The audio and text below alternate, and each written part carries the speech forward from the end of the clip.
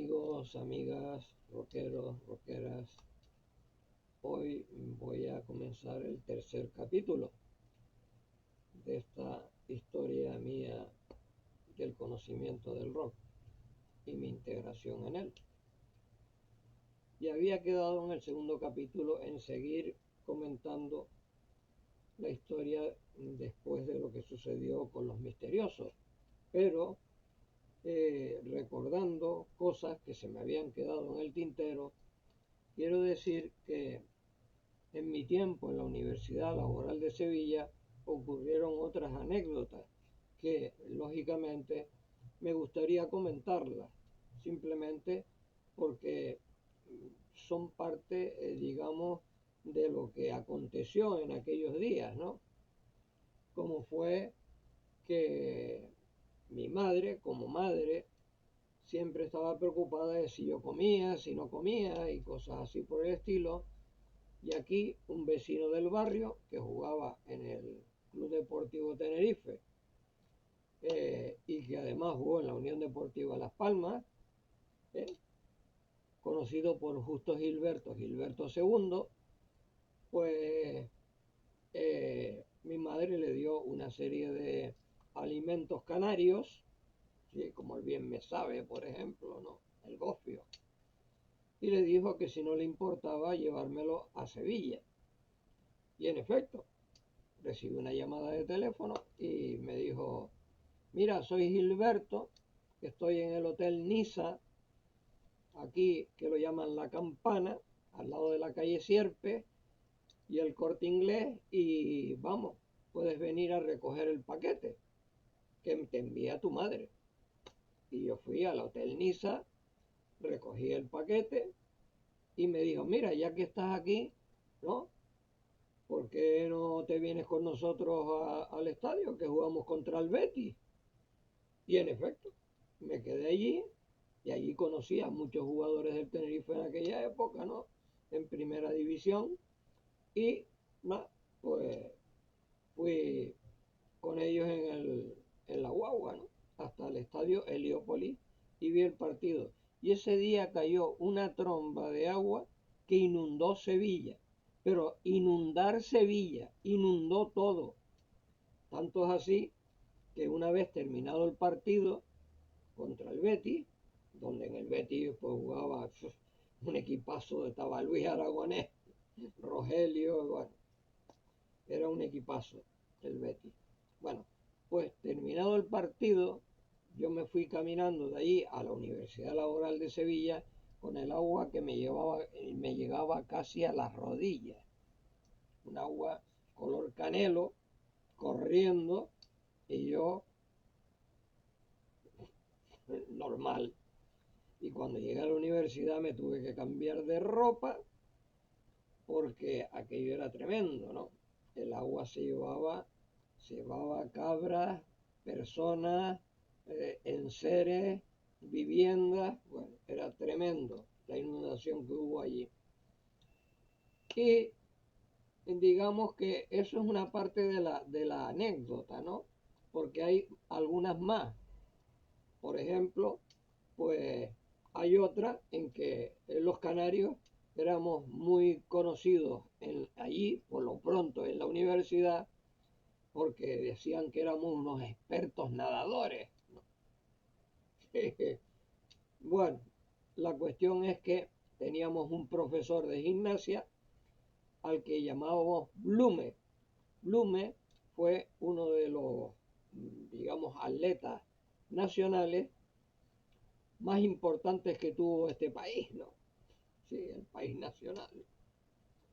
Y fue el primer campeón de Europa en esto de subirse a la barra esa arriba y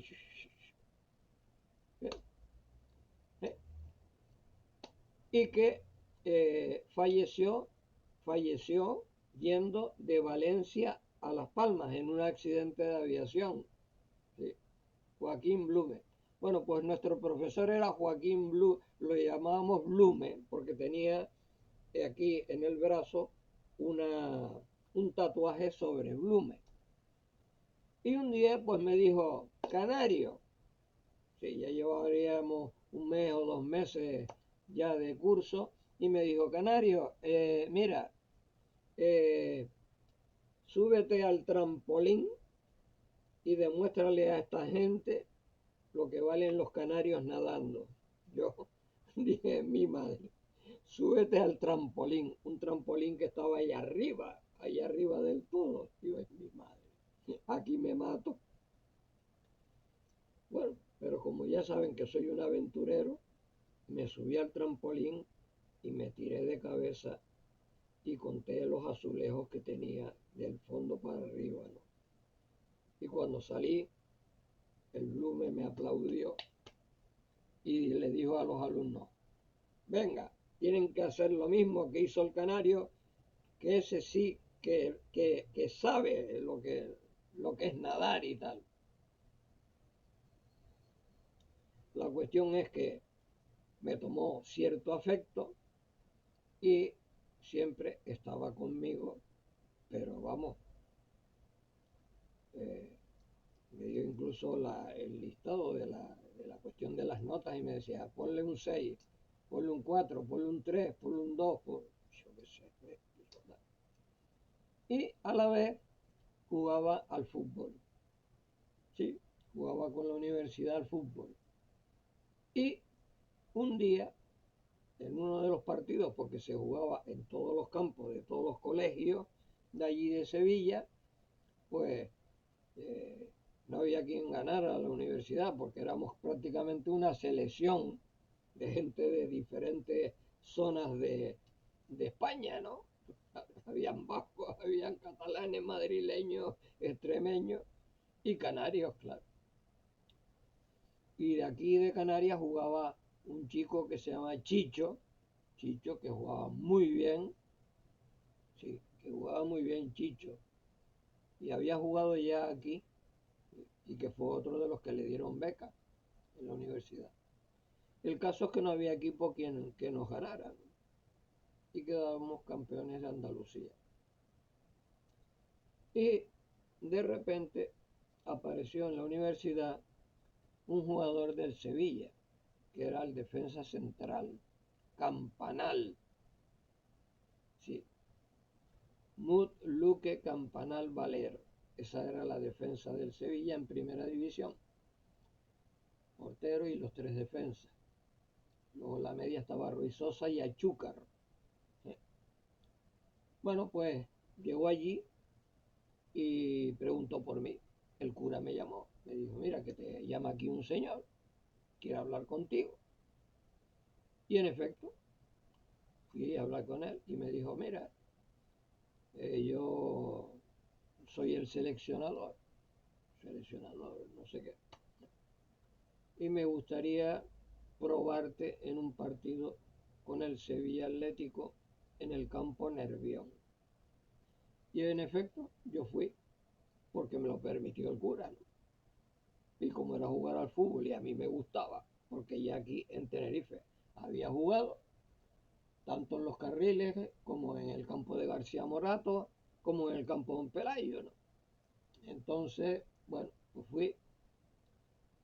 Y yo, pues claro, al ser una persona que tenía mucha velocidad y soy zurdo, y en aquella época no habían jugadores zurdos, pues nada, me tocó que me marcara Luque. Y de entrada me dijo al oído, mira, Canario, procura no jugarme y driblarme porque te rompo las piernas. Oh, eso era lo habitual en aquella época, ¿no? Entonces, nada, en una de las jugadas meto el balón por el medio de las piernas, tenía una velocidad yo tremenda, corro la banda, me lo llevo y me planto delante de Mut del portero, ¿no? Y a punto de meter el gol me dan una patada en la rodilla que me dejaron tieso. Le digo, ya me rompieron la pierna. Total, que me llevaron a la residencia que era la Virgen de la Macarena y estuve con la pierna así alzada, pues no creo que mucho tiempo, estuve como 10 días o 7 días, 8 días con observaciones y tal. Y entonces, nada, me dijo el traumatólogo, me dijo, no, no tiene nada roto, es solamente el golpe, no se asuste y tal. Bueno, total que regreso a la universidad y en la universidad vuelve a aparecer este personaje y me dice que le había encantado lo que había hecho y que volviera. Y yo dije, ni hablar, al fútbol no juego más, ni hablar. Pero como me gustaba el deporte, empecé a jugar al baloncesto. E inauguraron una cancha en el Colegio San Isidoro. Y para inaugurarla, pues yo jugué. Y soy el que lo inaugura metiendo una canasta casi desde el medio campo con la zurda. De estas que valen hoy 3 puntos y en aquella época valían 2. Oh, cuando vieron aquello, había un madrileño que por eso yo eh, le cogí cierta tirria a la gente de Madrid. Yo sé que en Madrid pues hay gente buena, gente regular y gente mala, de todo, como en todos lados, ¿no? Pero yo le cogí una tirria a los madrileños tremenda, ¿no? Me dijo, chaval, eres un perrero, tú esto nada. Y además, tú sabes que nosotros somos de Madrid al cielo. Que dice el loco para allá este. Y dije, mira, eh, vete de aquí, no sea que me caliente. Y me dice, ¿qué? ¿Me vas a pegar y tal? Y entonces llegó el cura y nos separó. Y a partir de entonces yo no le volví a dirigir la palabra. Y cuando nos mirábamos era con mirada de asco. Bueno. Entonces, claro, como vieron que yo era un tío que metía canasta de 3 puntos, de esas de 3 puntos, que allí en ese momento solamente valían 2, pues me llamaron para jugar con el equipo. ¿Sí? Y con el equipo jugué quedando campeones de Andalucía. ¿Sí? En la piscina Sevilla se jugaban los partidos. Y jugamos contra el San Fernando, que había quedado campeón de Canarias. Fueron allí. Y allí fue donde me encontré con Juan Pedro, que había estudiado con él en el instituto. Y fue donde me dedicó la foto. Nosotros los derrotamos y el entrenador me dijo, mira, Canario, tú hoy no vas a jugar porque tú eres canario y vas a dejar que pierda el equipo. Y yo dije, pero ¿cómo va a hacer eso? Yo cuando juego contra quien sea, contra el que sea, juego. Claro, me da lo mismo. Si es canario como si es portugués, como lo que sea. Yo juego a ganar. Pero él pensó eso y me puso al final del partido. Y claro, yo jugué contra el equipo de Moriana, donde iba Guerra, por ejemplo, que era el que después montó los almacenes de deportes en La Salle. No sé, había otro que se llama Ronaldo, creo, sí, pero con el que tenía amistad era con Juan Pedro, que fue, ya te digo, el que me firmó una foto del San Fernando cuando jugaban, creo que Ancheta se llamaba la cancha aquí, en La Laguna. Y tengo la foto ahí, ¿sí? Ah, y Julián, que es el marido, él es marido de aquí de Guega, también con el que me encuentro a veces y a veces comentamos el asunto, ¿no?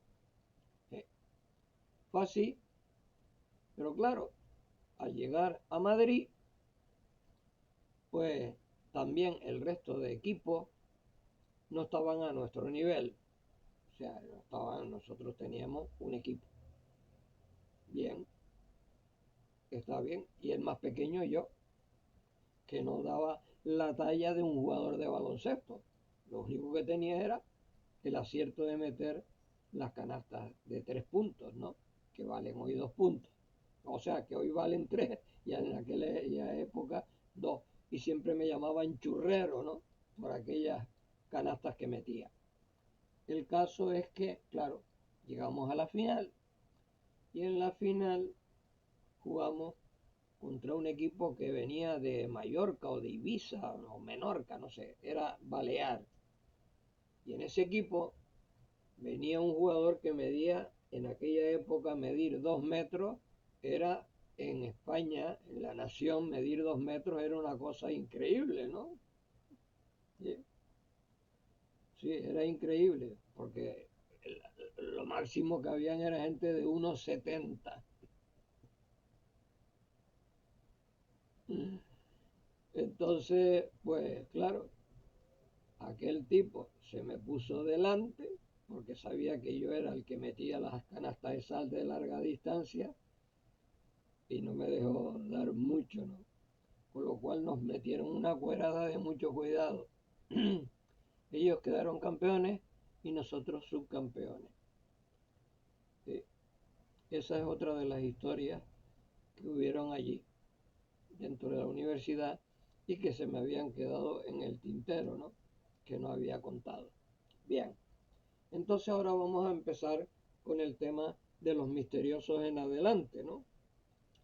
De los misteriosos pues llega Flaviano, un músico de mucho cuidado, buenísimo, ¿no? Con una voz increíble y con el que hoy pues mantengo una gran relación a nivel de escritos, porque claro, ya le he pedido varias veces que venga aquí y cuente la historia tal como la ha vivido. Y actualmente, desde hace tiempo, se está dedicando al folclore canario, ¿no? Sí, después de aquello de los misteriosos, creo que se empezó a dedicar en La Laguna al tema del folclore canario, ¿no?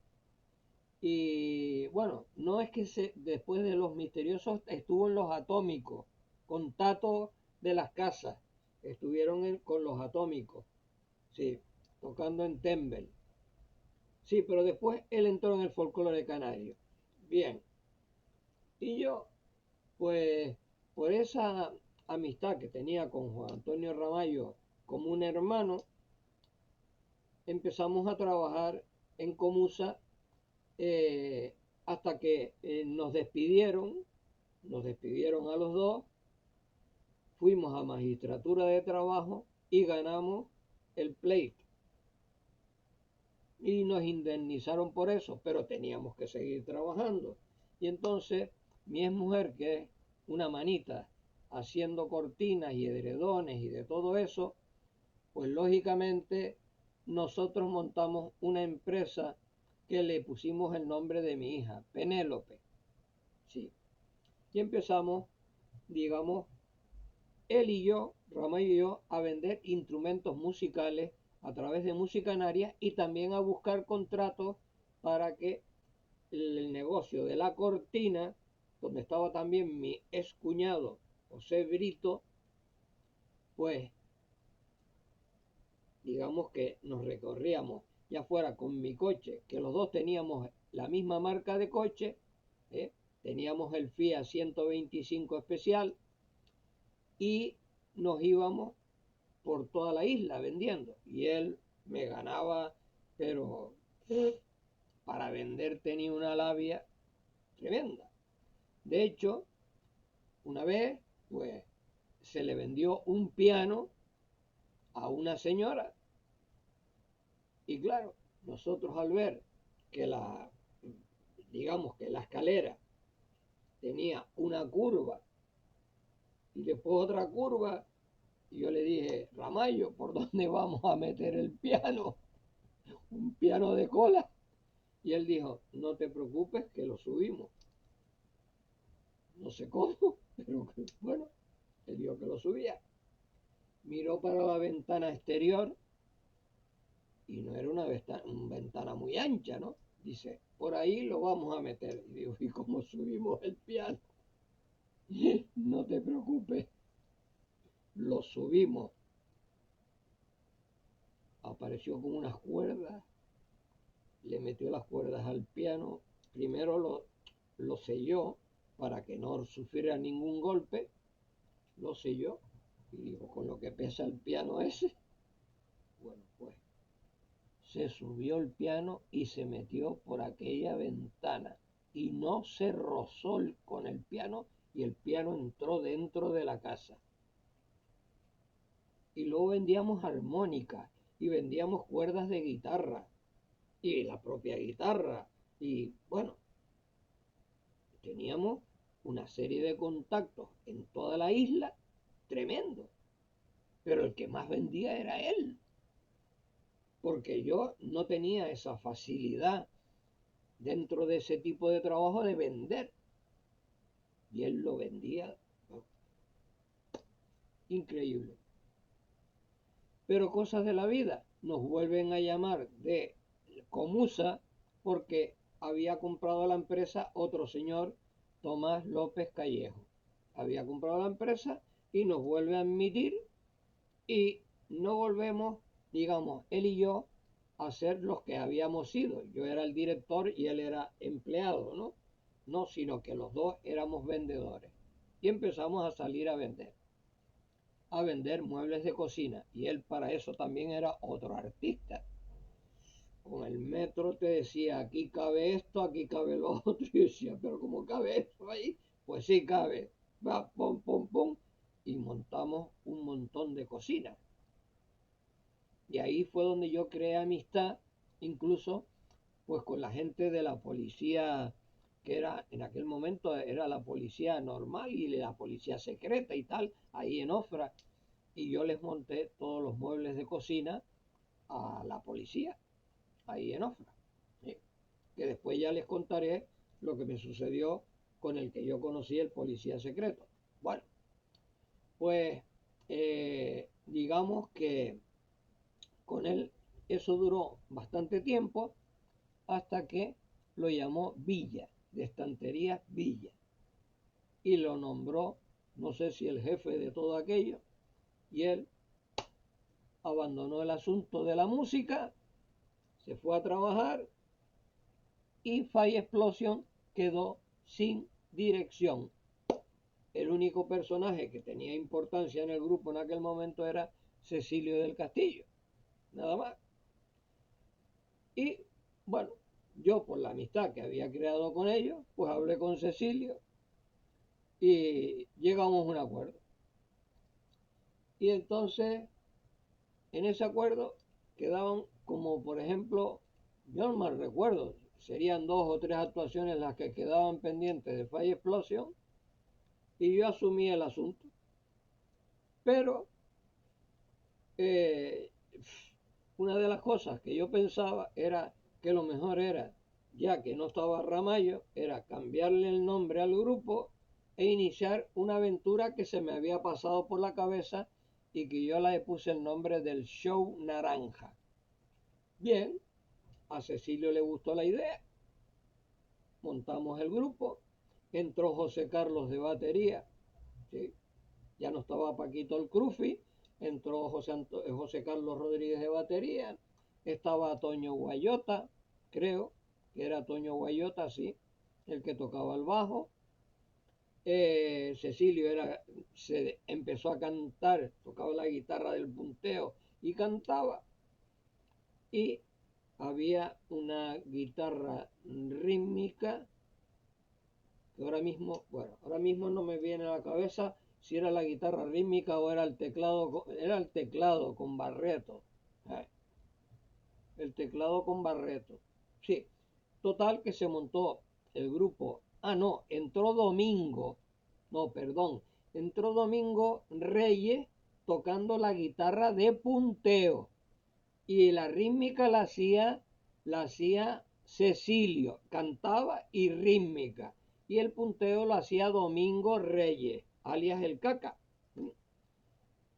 Y nada, empecé a trabajar ya con ellos en plan, vamos a ponerle las 2 comillas, manager de Naranja. Y lo llevé por aquí, por allá, por aquí, por allá. Pues eso sí se me daba. El ir a hablar con la gente, aceptaba lo que yo decía y empezamos a montar. Y empezamos en el cine de Santa Úrsula. Ahí empezamos. Y claro, era tanto lo que se admiraba al grupo Naranja, que venían otros grupos a mí y me decían, oye, nosotros no podríamos tocar y tal. Y, y yo ni siquiera les preguntaba si sabían o no sabían, sino yo lo que quería era aglutinar a la gente y que aquello tuviera, digamos, atracción. Y entonces metí al grupo Facot Buster, ¿sí? Donde estaba Paul, estaba José Antonio tocando la batería. Sí, era un grupo que estaba empezando y yo los llevaba.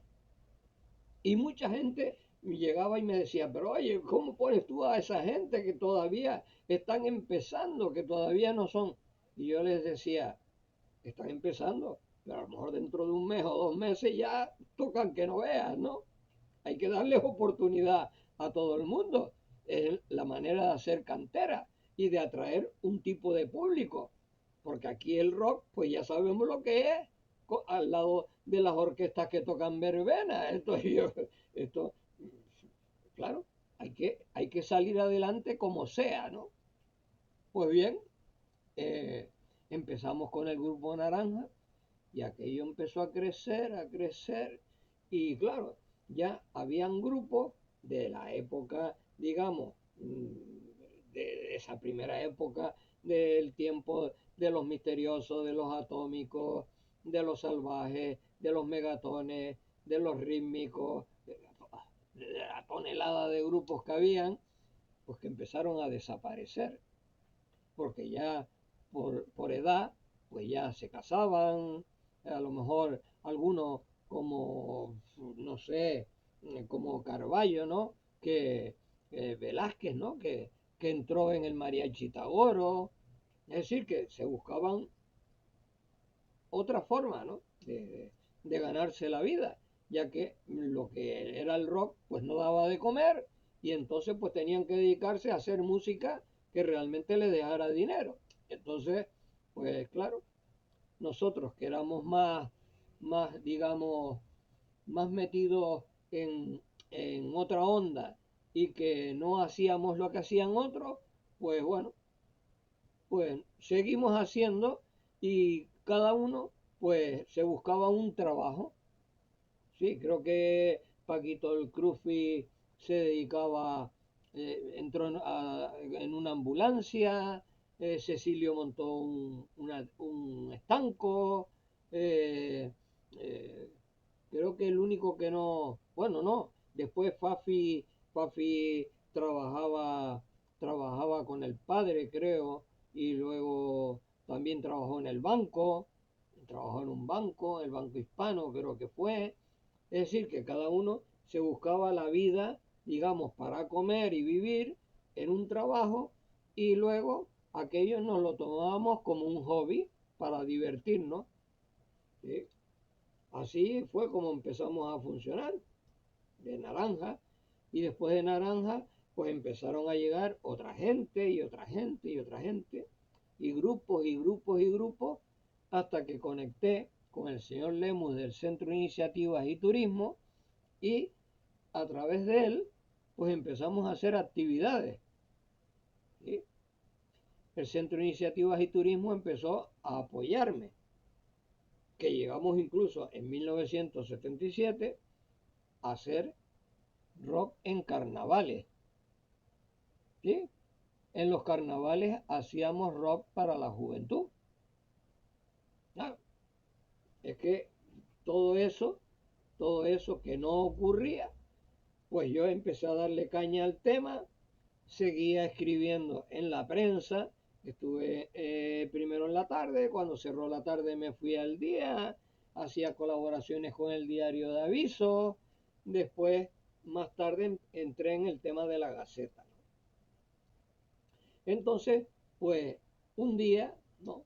Un día, pues yo, vamos, inesperadamente, pues me llegó pues gente que realmente yo no sabía absolutamente, ya digo, si tocaban bien, si tocaban mal, yo ni idea.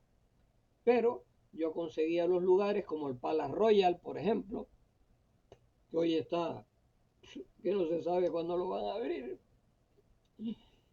Y empecé a hacer actos dentro del Palace Royal, con gente que se llamaban grupos, pero no solo grupos de aquí de Santa Cruz, sino de grupos del norte y del sur, ¿no? O sea, fue una combinación de gente del resto de la isla que se empezó a unir a todo lo que yo llevaba y empecé a montar grupos, como recuerdo que había uno que se llamaba Nux Pupa, después el grupo Éxodo, no sé, eran gente, ¿no? Que realmente ya digo que no, vamos, que no sabía ni lo que hacían, ¿no? Y vamos, empecé a montar y a montar y a montar eventos. Cuando me di cuenta, era una tonelada de eventos los que habíamos hecho y bueno, pues empezó el tema un poco más profesionalizado, ¿no? Y me apareció gente como Cebolla y Asbán, que eso eran increíbles. Me apareció gente como Imada, un supergrupo, Imada, que después se llamaron Capitán Nemo, yo qué sé. Y luego con el tema de los solistas, ¿no? Como Pololo, Mauro y tal. Y todo eso, bueno, pues se empezó a aglutinar. Entonces Juan Antonio Ramallo, eh, digamos que él, cuando vio que ya la Universidad de Tenerife se dividía en dos, porque se iba la universidad a Las Palmas y empezó a dar un bajón el Club Agogo de La Laguna, y empezó a cambiar de nombre, el Jumbo, el, el Ringo Starr y tal, y acabó en Lennon. Y yo, que estaba metido en el ajo, haciendo aquellos eventos de que me habían llamado a través de Pedro Paz al mercado Nuestra Señora de África para hacer unos eventos musicales en los cuales eh, ya entre Estefanía Hernández, la presidenta, y un servidor, pues le pusimos el nombre de Mi Barrio es la Estrella, recordando a aquellos cabalgata a la fama, en los cuales pues yo lo que era espectador, ¿no? ¿Sí? Donde, bueno, pues a través de televisión española en Canarias, pues había un señor que se llamaba Jorge Perdomo, marido de Cristina García Ramos, que terminó en la península haciendo un programa de televisión, ella, en exclusiva, de estos que hoy se llaman Del Corazón, y Jorge Perdomo, pues claro, con los misteriosos, con los atómicos y con todo esto, pues empezó a haber una, digamos, una fiebre de actuaciones, porque la televisión española en Canarias, ¿qué ocurría? Que no dependía de la península, hasta que empezó a depender de la península. Y cuando empezó a depender de la península es cuando existe todo este cambio y aunque al principio todavía se mantenía lo que era la esencia del rock mostrado en televisión, empezó a desaparecer. ¿Sí? Empezó con la desaparición del rock en la televisión. El de la televisión en Canarias, ¿no? La española. Bien, y entonces, pues claro, yo digamos que vi que mi amigo Juan Antonio Ramallo quería levantar el asunto y montó un festival que se llamaba SOS, El Socorro, con los chicos de Fire Explosion, con los chicos de Los Sombras, que era el grupo que había tocado en el Club Agogo con Los Misteriosos, con Los Pontós, con Teddy Bautista y con todo eso. Y se montó en el Teatro Guimeray en el Círculo de Amistad y fue un fracaso. O sea, nada, nada de nada. Y va, yo viendo aquello y ya no estaba Ramallo, digo, ¿y por qué no intento yo hacer algo tipo americano? tipo americano, ¿sí? Vamos a hacer algo al tipo americano. Y entonces conocí a Roberto Ojeda Haye, que tocaba la armónica. Y él me dijo, yo tengo una obra que se llama Erupción y me gustaría exponerla. Y yo dije, bueno, pues ya que tengo yo estas ideas que me han venido a la cabeza, voy a intentarlo. Y estamos ya hablando del año 1977, claro. Entonces, pues nada, yo me voy a la Caja Canaria y le digo que si es posible hacer un festival dentro de la Caja Canaria. Y me dicen, sí, pero tenemos nosotros una sucursal en la Cruz del Señor y allí pues puedes hacerlo.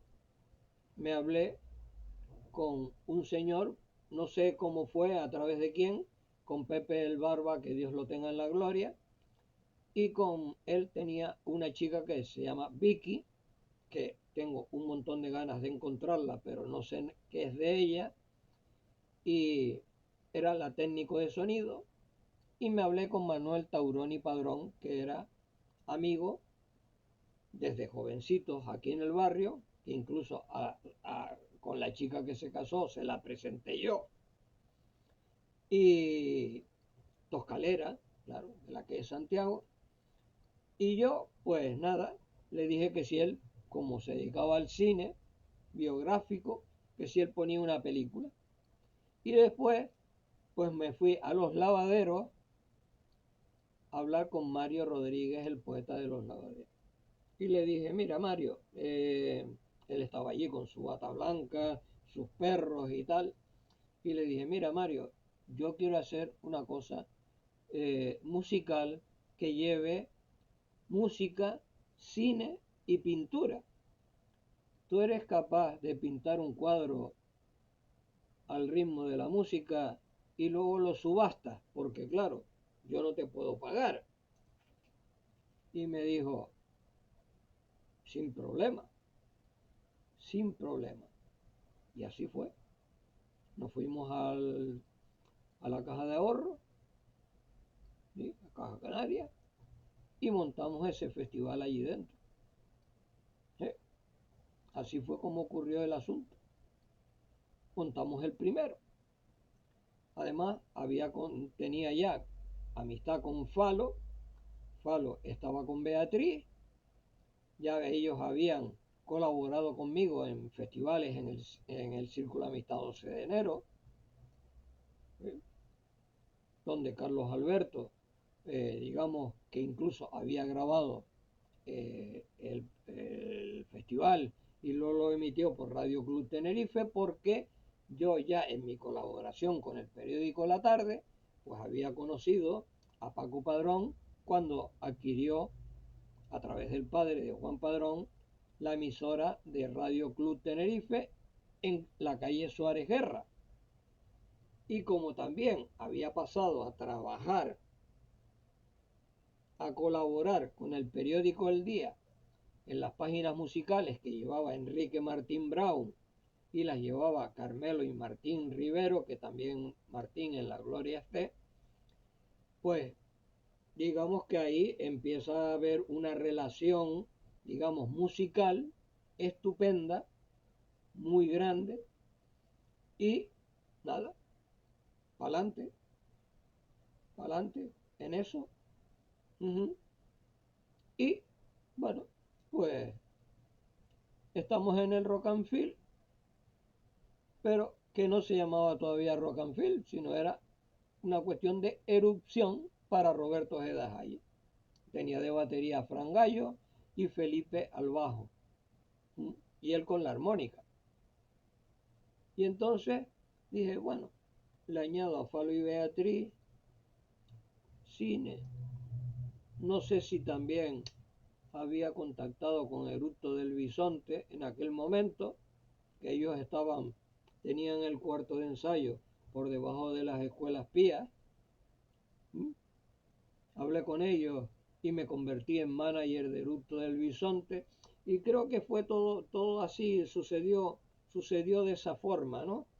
Claro, concretarlo exactamente, no lo puedo concretar porque, claro, tengo la mente, digamos, bastante abierta y una mente casi de elefante, ¿no? Pero que realmente hay pequeños detalles en los que, vamos, saberlo a ciencia cierta, pues, claro, es una cosa complicada.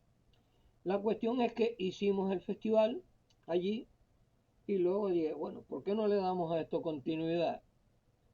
Y entonces nos fuimos al Círculo de Bellas Artes en la calle del Castillo, que hoy es el Círculo de Bellas Artes cerrado, ¿no? Solamente abren la parte baja el Cabildo cuando le da la gana, sobre todo en fiestas de, de Navidad y cosas de esas, pero que todo el resto del edificio está cerrado. Bien, pues allí, digamos, hice el segundo festival y me di cuenta de que Falo era una persona que valía para presentar. Y él era el que presentaba los eventos. Ujú. Presentaba los eventos. Y entonces, todo ese movimiento del rock and feel, dije yo, bueno, ¿y por qué no lo hacemos en el Teatro Guimerá? Y coincidió con que Marian Bautista, que en la gloria esté, me había llamado para ser jefe de promoción de Movieplay, pues yo le había propuesto a ella que yo entraba de jefe de promoción siempre y cuando ella le daba oportunidad a grupos de rock de Tenerife y de Las Palmas en grabar en la casa de discos Movieplay. Y ella me dijo, yo lo hablo con Gustavo Ramudo y te doy la contestación. Muy bien. Pues yo monté el Rock and Feel 77 en el Teatro Guimerá. Y como ya me habían aceptado en Movieplay, había estado en Madrid, firmado el contrato, me habían aceptado que grabara dos grupos, yo elegí a Eructo del Bisonte y a Teclados Fritos de Las Palmas, y Teclados Fritos lo elegí porque lo había traído de Las Palmas a través de Higinio Rayo, que era el locutor en aquella época que hablaba sobre música rock y música diversa, y tenía bastante amistad con él. Incluso venía a Santa Cruz y venía a mi casa y comía en mi casa, ¿sí? Y entonces, digamos que yo, todo aquello que montó del Rock and Feel 77, inundo el Teatro Guimerá de gente, lo inundo, había tanta gente fuera del teatro como dentro, gente con los pies por fuera de los palcos, sentado porque no cabía un alma más, gente sentado en el medio del pasillo, en los laterales, sobre la alfombra roja aquella, y no se subieron al escenario de milagro. Y claro, allí, claro, fue un festival de estos inolvidable, ¿no? Con Samara, que hizo una actuación increíble. Después, Grupo Salvaje, que había venido Roberto Cabrera por detrás, por la mañana, y me dijo, mire, es posible que nosotros podamos tocar, y yo, como siempre estoy diciendo, sin haber escuchado a nadie, yo les decía que sí, cuanta más gente participara, mejor. Bueno, pues Roberto Cabrera y su Grupo Salvaje me dejaron tieso, loco, de emoción. Qué bueno era aquel grupo, qué bueno, qué bueno. Me entusiasmaron y sobre todo son los creadores del Tajaraste de la Libertad, que es la única canción que se puede llamar rock canario, porque de resto todo lo demás es rock en general, el rock que se hace en Canarias. Lo que pasa es que nosotros adoptamos rock canario. Yo fui uno de los que se equivocó en el tema, porque el rock es universal, ¿no? El rock es universal, se haga donde se haga, ¿entiendes? Entonces, es el rock que se hace en Canarias por grupos canarios. Pero bueno, es igual. El tema es que, aparte de Samara y de Grupo Salvaje, estaba lo de Harmony Group, que era por lo que yo hacía el festival, con Roberto Ojeda Haye, ¿no? Y aparte de ello, si les explico, si les empiezo a explicar cómo fue que conocí yo a Pololo, miento, porque no sé, pero ahí vi, actuó y cantó sus canciones. Y luego Mauro, que no sé si fue por influencia de Santiago Ríos que me dijo que lo llevara o que no sé cómo sucedió. Y también cantó Mauro allí. Y sonorizó Pepe el Barba, una vez más. Vicky fue la que sonorizó el festival. Tauroni proyectó la película dedicada a Santa Cruz de Tenerife. Y Mario Rodríguez pintó el cuadro. Colaboró conmigo mi primo Manolo, que en paz descanse, regaló productos Gladiol, después una cervecera Reina, creo que era la Reina, que nacía en aquel momento, repartimos a cada entrada, valía 60 pesetas la entrada en el Guimerá, y con la entrada dábamos una botella de cerveza.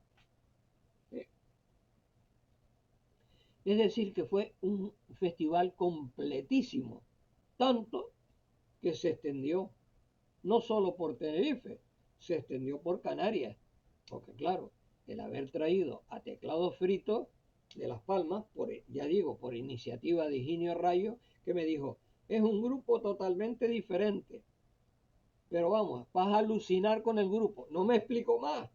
Y yo lo creía, Higinio Rayo lo creía totalmente, ¿no? Y traje al grupo.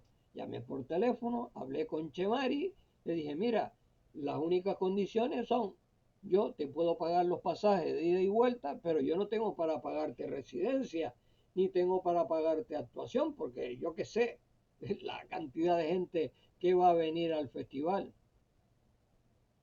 Y él me dijo, ok, a todo. Tenemos donde quedarnos en Tenerife, vamos a actuar.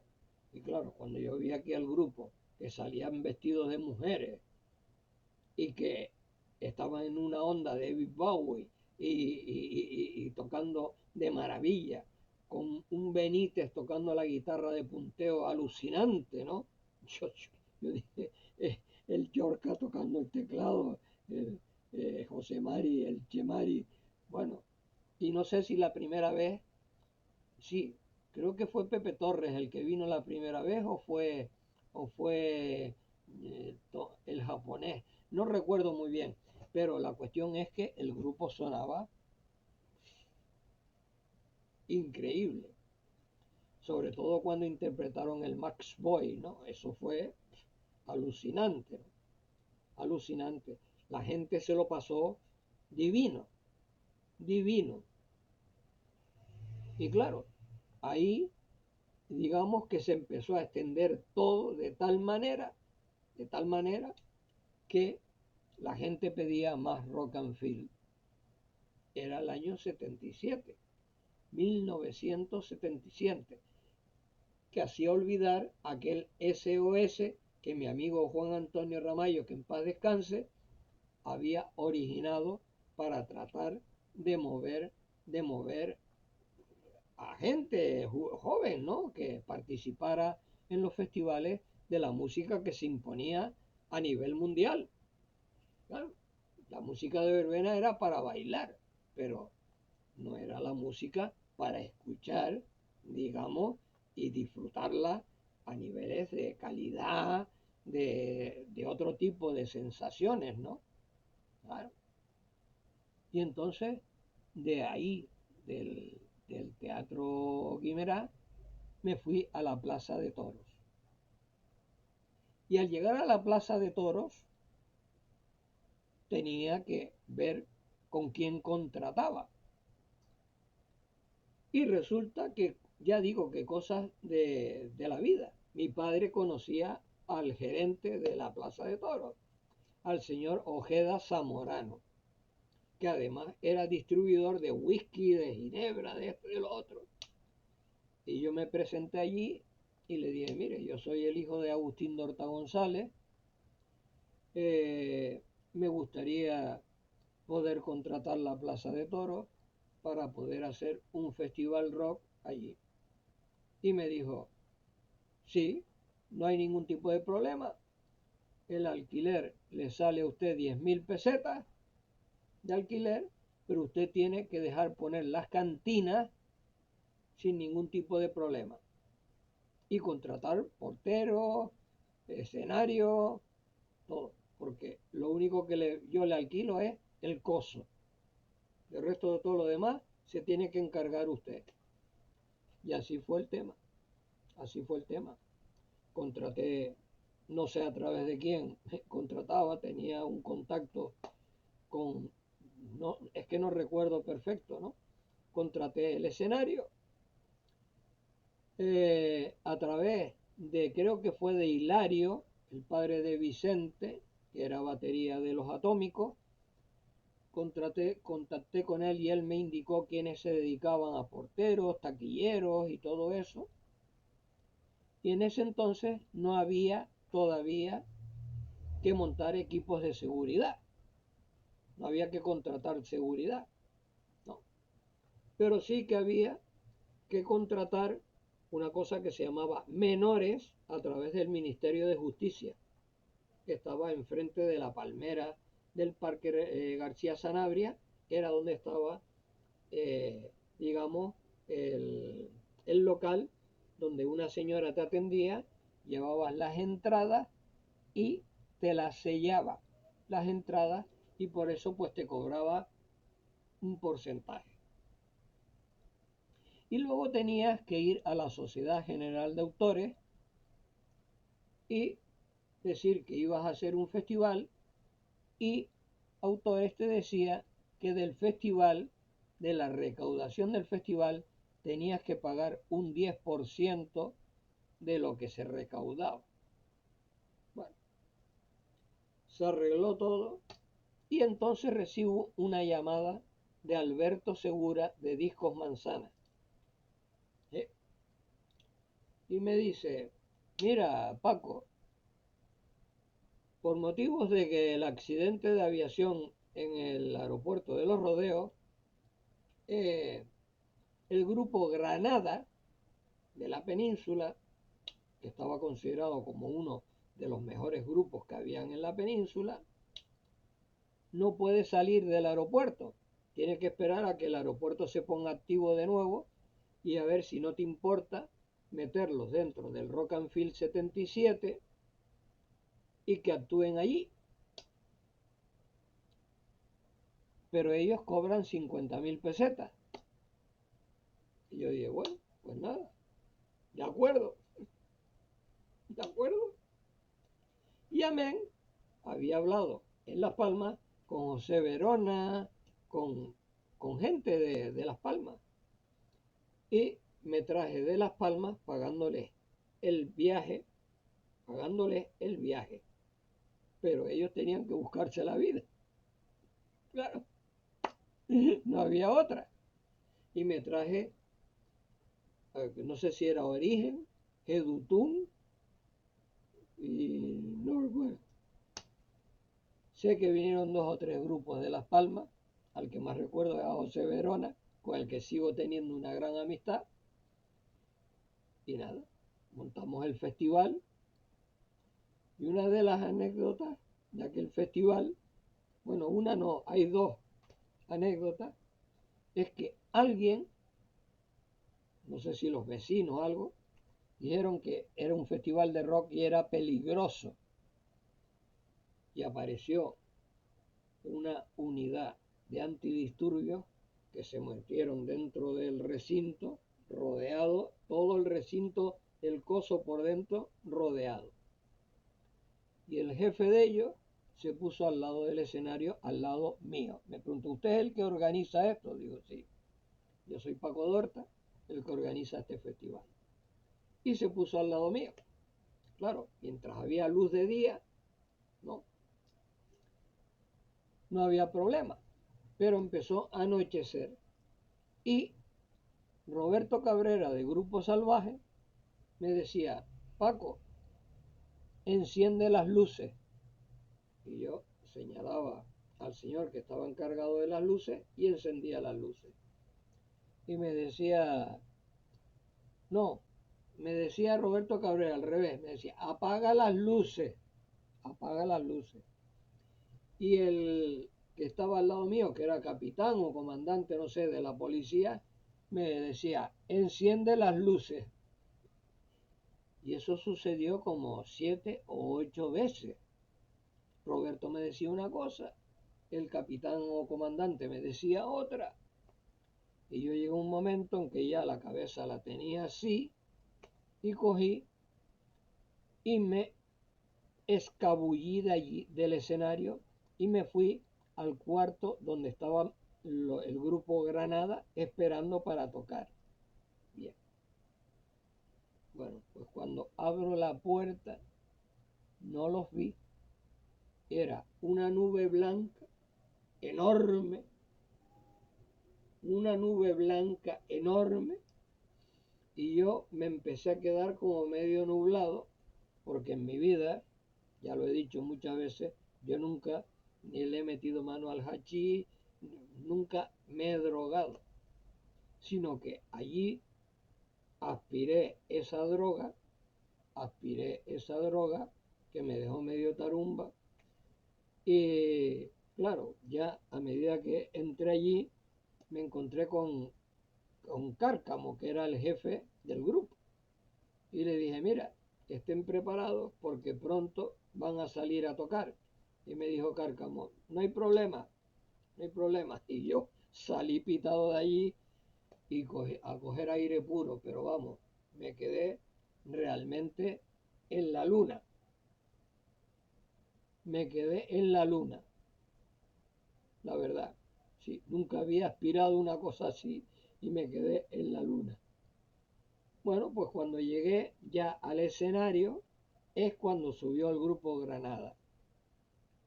Y el grupo Granada era una maravilla, ¿no? Una maravilla. Pero los grupos de Las Palmas y el grupo Salvaje, tremendo, tremendo. Qué actuaciones tan extraordinarias. Inolvidable, inolvidable. Lo cual siempre me ha hecho pensar que qué diferencia había entre los grupos que venían de la península a tocar aquí, porque a mí el único grupo, y lo digo porque sucede más adelante, pero y ya hablaré de ello en otro capítulo, el grupo Crash polaco, ¿no? Que eso fue el no va más, el no va más. Pero en aquella época, los grupos que habían venido como Fórmula Quinta, que Mariano en el Club Náutico me dijo, a mí y a Ramallo, nos dijo, pero vamos a ver, pero ustedes han visto cómo suenan estos grupos, ahí habían tocado los Sombras, y habían tocado los Misteriosos, y Fire Explosion y tal. Y dice, pero ustedes saben cómo tocan ustedes, si nos dan 4 vueltas, nosotros, nosotros al lado de ustedes no somos nadie. Yo me quedaba alucinando que un grupo como Fórmula Quinta, que eran súper conocidos, súper populares, me dijera el bajista Mariano, me dijera aquello, ¿no? A mí no solo, y a Ramallo, ¿no? Nos quedamos realmente alucinando. ¿Sí? Pues claro, tú escuchabas a Fórmula Quinta, como lo escuchamos nosotros, pues claro, aquellas canciones sonaban porque ellos decían que trabajaban todos los días en un cuarto de ensayo trabajaban y procuraban eliminar los fallos que tenían. Mientras que aquí los grupos ensayaban de vez en cuando, y así todo subían a un escenario y lo bordaban. Ya digo que yo siempre admiré a Samara, a Grupo Salvaje, a Harmonic Group, a Teclados Fritos, a Origen, a Roundabout, yo que sé, Edutun, yo qué sé, yo qué sé, yo qué sé, yo qué sé. Es que era increíble, era totalmente increíble. Y por eso yo, ya que amaba el rock, lo amé mucho más y siempre pensé en mi imaginación, siempre la tenía metido, que cualquier grupo que saliera de Canarias fuera de aquí, a la península o al extranjero, barría, barría. Pero ya eso lo comentaré en un próximo capítulo. Ahora me despido en este y pasaremos mañana, si Dios quiere, al cuarto. ¿De acuerdo?